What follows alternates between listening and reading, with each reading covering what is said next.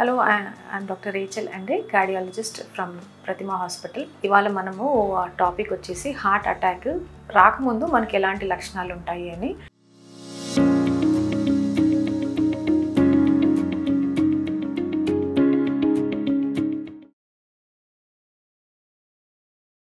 మనకి heart attack రాకముందు యూజువల్గా నొప్పి రావటం, నడుస్తుంటే నొప్పి రావటం, ఉన్నట్టుండి ఆయాసం రావటం, నడిస్తే ఆయాసము, నొప్పి, చెమటలు పోయడం, ఉన్నట్టుండి గుండె దడ రావటం, ఆయాసం రావటం, కళ్ళు తిరగడం, ఇవన్నీ వస్తాయండి. ఆ తర్వాత severe full blown heart attack వస్తుంది. ఇవన్నీ మైనర్ ఫార్మ్స్. చిన్నగా హార్ట్ నొప్పి రావటం, especially centre of the heart, ఇలా ఛాతీ సెంటర్లో ఎక్కువ నొప్పి రావటం, బరువుగా అనిపించడము, నడిచినప్పుడు ఎక్కువగా ఈ సిమ్టమ్స్ అనేవి ఎక్కువ అవ్వడం జరుగుతుంది.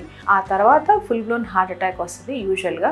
లేదు, వెరీ ఫ్యూ పేషెంట్స్లో మనకి ఫుల్ బ్లోన్ హార్ట్ అటాక్ వస్తుంది. ఇలాంటి సిమ్టమ్స్ ఏమీ లేకుండా కూడా ఉన్నట్టుండి హార్ట్ ఇట్లా నొప్పి రావడం అనేది జరుగుతుంది. అసోసియేటెడ్ యూజువల్గా ఫీచర్స్ ఏముంటాయి అంటే మనకి చెమటలు బాగా పట్టేస్తాం, మొత్తం షర్టు డ్రెస్ అంతా తడిచిపోయేటట్టుగా అనిపించడం, ఆయాసం వస్తుంది, దాంతోపాటు వీళ్ళు కడుపు తిప్పినట్టు ఉంటుంది, వాంతి వచ్చినట్టు ఉంటుంది, కళ్ళు తిరిగినట్టు ఉంటుంది, గుండె దడగా అనిపిస్తుంది.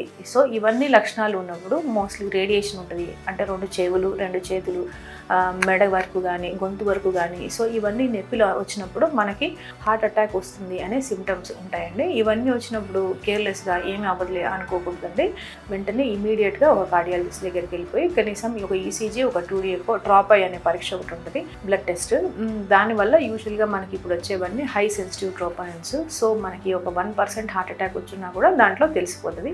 సో మినిమంగా మనకి ఈసీజీ 2D అన్న కావాల్సి ఉంటుంది మనకి హార్ట్ అటాక్ వచ్చిందా లేదా అని నిర్ధారించడానికి. కానీ ఈసీజీ 2D ఇనీషియల్ స్టేజెస్లో అర్లీ ఫార్మ్ ఆఫ్ హార్ట్ అటాక్లో కూడా 2 నార్మల్గానే ఉంటాయి. ఈవెన్ డ్రాప్ అయి కూడా నార్మల్గానే ఉంటుంది. కాకపోతే over a period of time evolving changes అంటాము మనము. It takes some time. కొంతమందికి 5 నిమిషాల్లో ఎవాల్వ్ అవుతుంది, ఇంకొకళ్ళకి 1 గంట 2 గంటలు పడుతుంది. సో ఇలాంటి విండో పీరియడ్ అంటాం.